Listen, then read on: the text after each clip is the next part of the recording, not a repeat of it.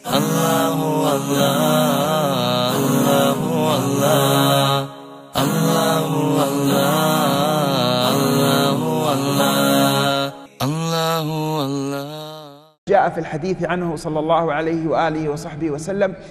В один день пророк, мир ему благословения, взял меня за руку и сказал: «О Муаз, клянусь Аллахом, я люблю тебя».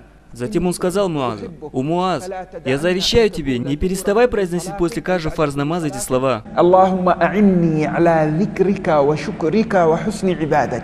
То есть, о Аллах, помоги мне поминать Тебя, воздавать хвалу Тебе и хорошо поклоняться. Это дуа легкая для запоминания, но имеющая огромное благо для читающего его. Ведь это подарок пророка, мир ему благословения, сказав Муазу: «О Муаз, клянусь Аллахом, я люблю тебя». Хадисоведы, да смилуется над ними Аллах, назвали этот хадис передающий с любовью. Что это значит? Пророк, мир ему благословения, сказал: «О Муаз, клянусь Аллахом, я люблю тебя.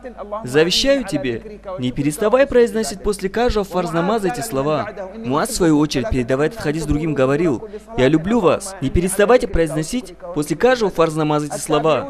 Также передавали этот хадис и табиины. Таким образом, этот хадис дошел до наших шейхов, которые передавали этот хадис, говорят: «Я люблю вас, не переставайте произносить после каждого фарз намаза эти слова».